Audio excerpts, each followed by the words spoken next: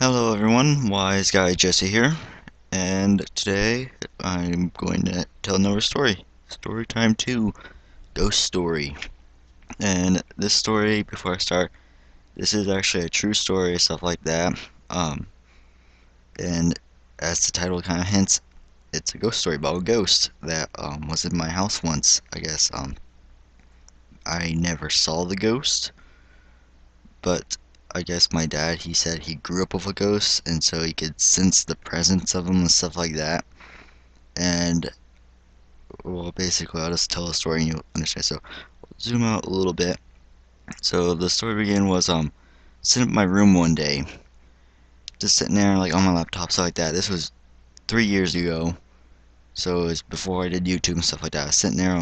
I was an admin for TF2, Xeno Gamers. It was a TF2 division.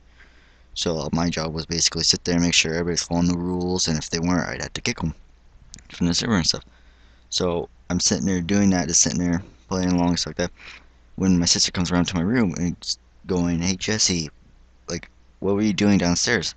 And my sister was like, I think she was 5 at the time. And she's going, "What were you doing downstairs?"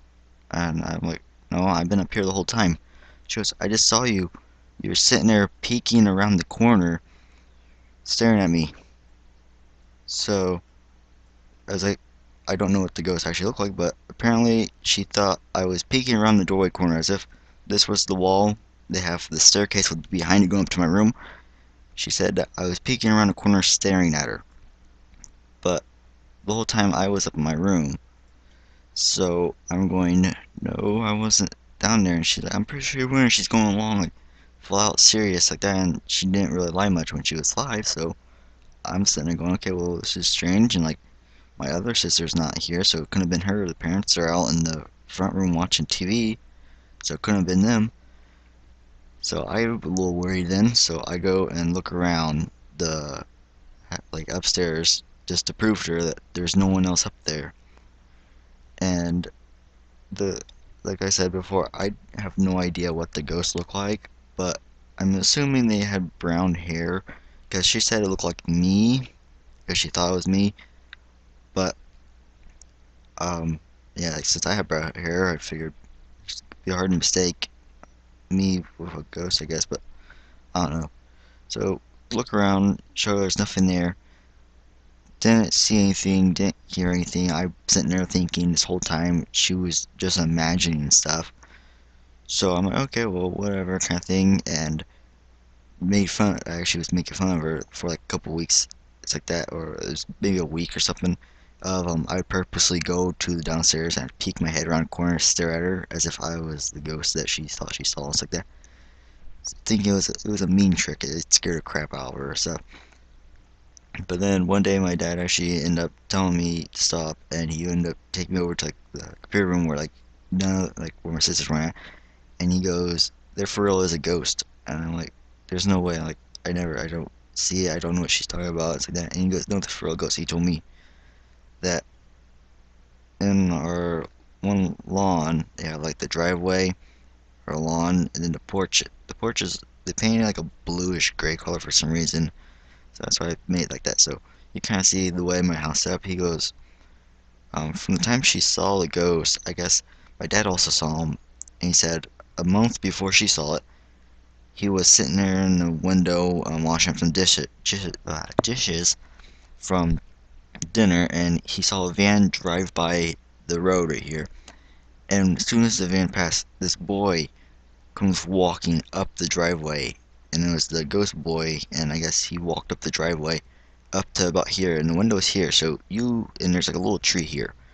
So you lose your point of view past this part, and he saw the boy walking this way, but never went up to the house. And so my dad's kind of like, that's strange, but it's not in the house, so I'm not worried about it. Then he said, 2 weeks after the boy was walking across there, he said he was washing dishes again, and he saw the boy walk across the porch this time. And so the kid's getting closer to the house, so he starts to like panic a little bit, and he's like, calls up, I guess my aunt or something had like there's some kind of I don't know some kind of thing you could burn. It's kind of incense, and it's supposed to like scare ghosts away or something. So he was calling up my aunt to see next time she's gonna be up because they would be able to get rid of it, and she wouldn't be up for a couple of months. So we end up having a ghost, I guess, in our house for a couple of months, waiting for it.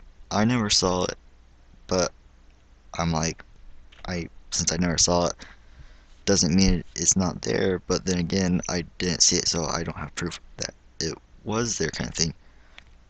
So they had, I guess my aunt finally made up one day, and like the parents were trying to make it so the whole time I wasn't supposed to tell my sisters because they panic about it and they like over exaggerate about it and they like act like as if it's a serial killer lost in the apartment building with the power out and someone's going to kill him. But even though we're not in an apartment building, like like the scary movies where like they're in an abandoned apartment building, there's like tons of stories and huge building, all the power goes out and there's a serial killer coming after everybody and you don't know which room is going to come out and stuff. That's what parents are acting like the sister would be like, and they act like that a lot too.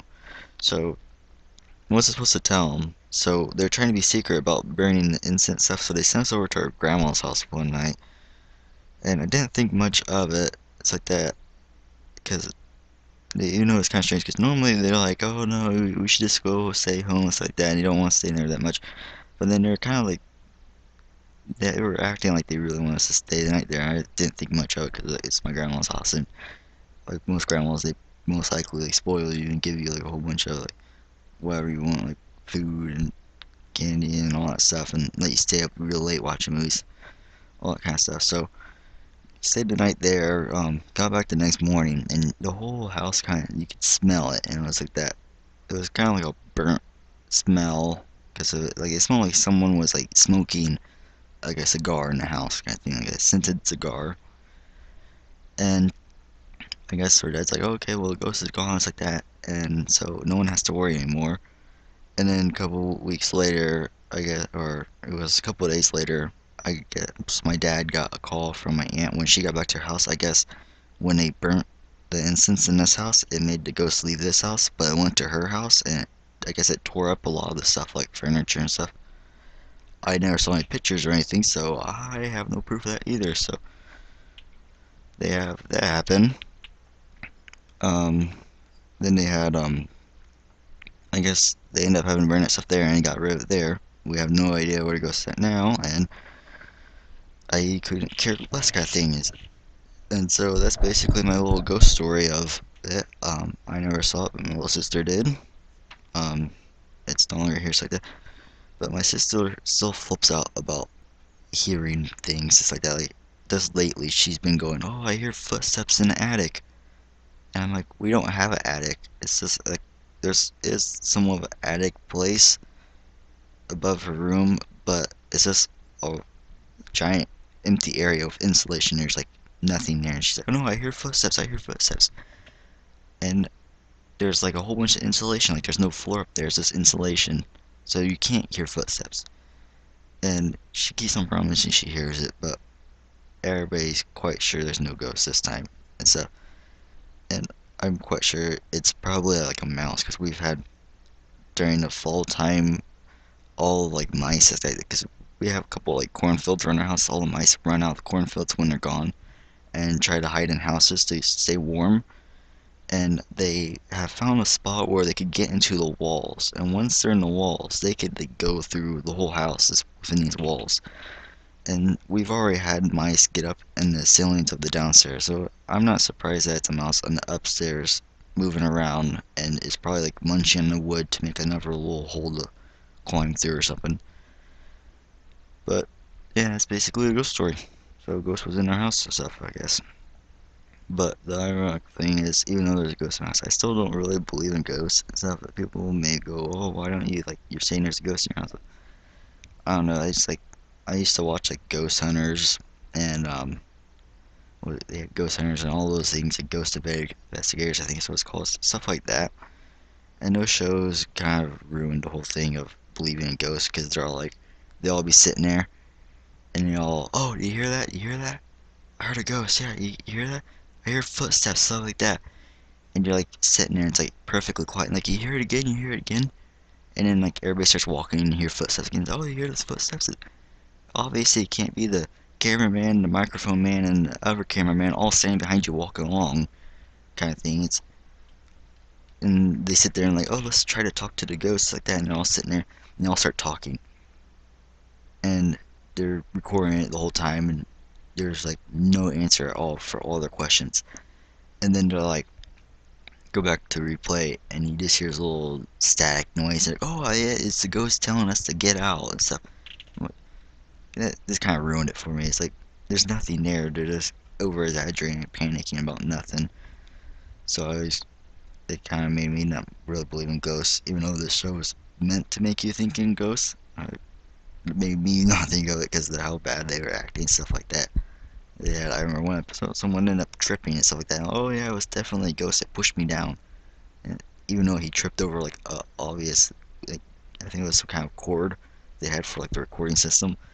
Obviously he tripped over that, but he blamed it on the ghost. But yeah, so I guess that's the whole story. I was gonna say, thanks for watching, everybody. Um, if you enjoyed, go ahead and hit the like button, and if you haven't subscribed yet, appreciate if you did.